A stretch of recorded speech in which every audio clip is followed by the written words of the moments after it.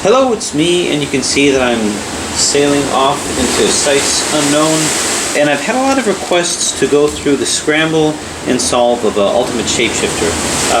Specifically things like the 3x5x7. Now I'll tell you that the ultimate shapeshifter are a class of puzzles that are amongst my favorite, and this is mostly to try to make it to where I'm going to see if I can't get all of this mass produced. I know the 2x4x6 is mass produced, next is 3x5x7. And I've actually already done a tutorial on a 3x5x7, so what I thought I'd do is pull out Trapum's 4x6x8 and go through the scramble of this, because people are asking me what's the best way to scramble this to enhance the challenge with this. So that's what I'm going to do. I also wanted to go through a little bit more detail about what I mean by aspects of parity. Because in cuboids, there's different types of parity situations that we run into. Brick parity, floppy parity. So what exactly is the meaning of that? Well, the parity of a puzzle just refers to an intrinsic characteristic of it. Now, we mostly think of it as being odd or even. So the oddness or evenness of it. If something is odd or even, that just basically means that you have hidden pieces with the even puzzles and no hidden pieces with the odd puzzles. If you reduce a puzzle of one parity to another parity, you may end up with a parity problem, which means that you find yourself in an impossible situation. In dividing how the cuboids, the different types of cuboids, you've got the dominoes, you've got the floppies, you've got the bricks, and you've got these ultimate shapeshifters. So each one of those is like a different type of a parity of cuboids, because they're solved a little bit differently. But ultimately what you're doing is you're reducing from one type of cuboid to another, such as, say, reducing a floppy to a domino. But when you reduce it to the domino, you end up with what I would call a parity problem, because you can't solve it as the domino that you reduced it down into. So we're going to get a little bit more into that, but let's start off with the scramble. So to scramble with this first is we want to do 180-degree scrambles to just kind of get it out of position, to just kind of get things started. So the reason why I'm doing this on a 4x6x8 is, like I say, I've already done a 3x5x7. I've done multiple versions of that. So I figure this is a good excuse to pop this guy out and go through that process. So turn it over here. Now understand, in terms of how I'm scrambling this, I'm really only scrambling these two layers with each other and these two layers with each other. But I find if I keep on that motif, it will enhance the challenge as much as possible, and ultimately that's what we're trying to do. We're trying to separate things out as best we can. Okay. So that's pretty good. I think we can go a little bit further.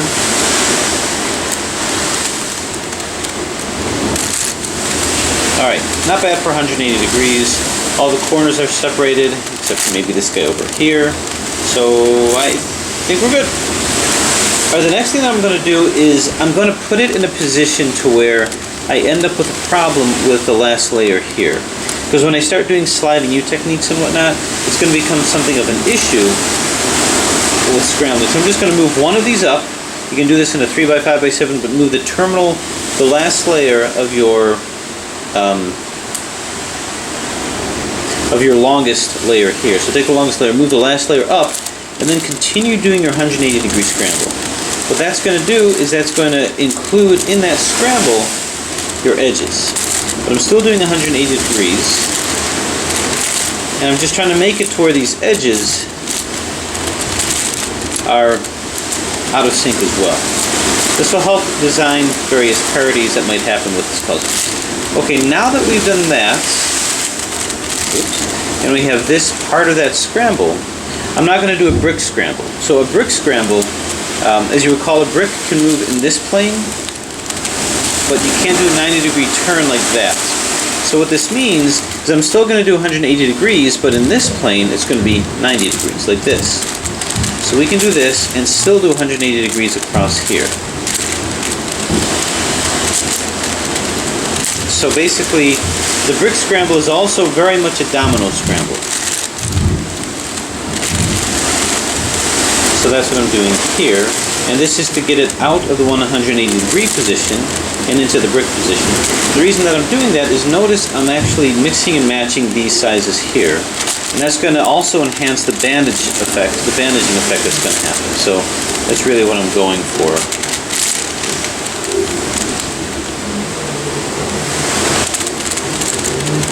And I'm going to do this over here. Now what I'm really trying to achieve is separating all these out here. I'd like to get these... Nope. I'm trying to find some small ones that I can... Well, some large ones rather, that I can move into here, like over here. So, boom. That's what I'm looking for. Oh, too close to each other. And peeling this out over here. And keep doing that until you think you've got a lot of small ones and a lot of long ones together. Misplaced. It takes a little while. That's why you really want to be sure you've got a puzzle that can move very well. There you go.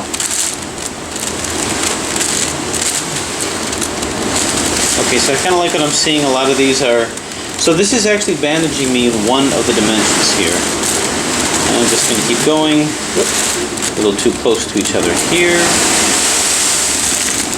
So. And like that. Too close.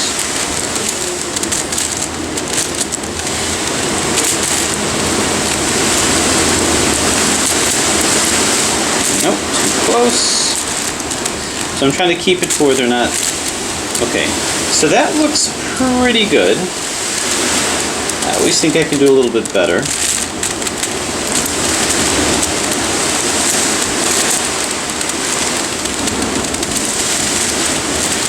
Okay, so this isn't going to do because that's almost like I'm solving it already. So let's get this out of the way. Let's bring this down.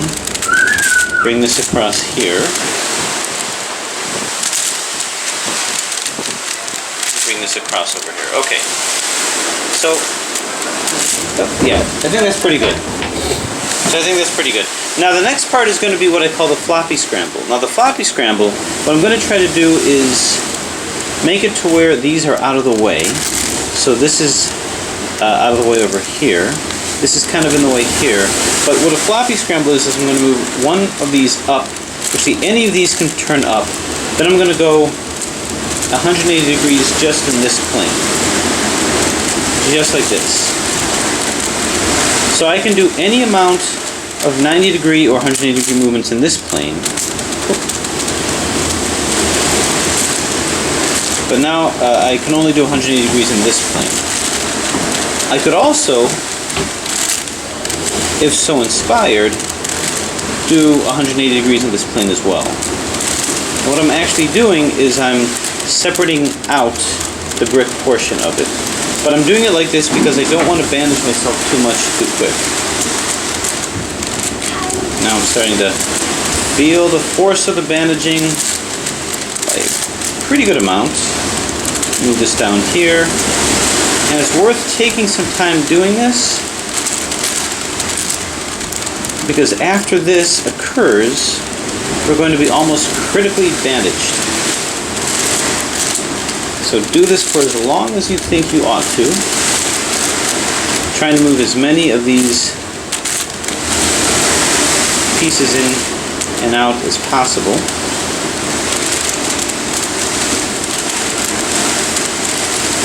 So now it's a little hard to even tell what goes where. I don't want to make a move that'll cause popping. Maybe it's this one? I don't know. There we go. So this puzzle is never locked up, so it's just alignment issues if I'm not able to do it. Okay. This will move here. This will move here. Don't like this over there. Because the final part of the scramble after this is all the bandaging and all the possible parity situations have been dictated. Alright, so I'm still doing the 180 degree turns of these guys over here.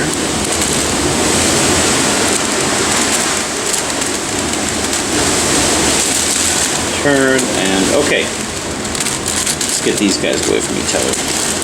And turn. Okay, now that we've done that, I'm going to go ahead and just start scrambling it like the base puzzle, which is a 4x4. So now it's all 90-degree turns. I think I've critically bandaged much of what I've got.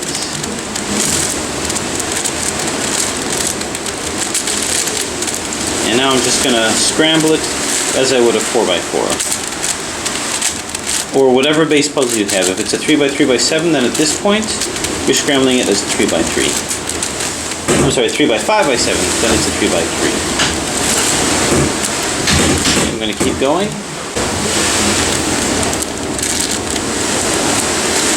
Okay. And we'll give it a good scramble. What I'm trying to do is scramble it away from any 3x3 aspects so that I can enhance the parity issues there.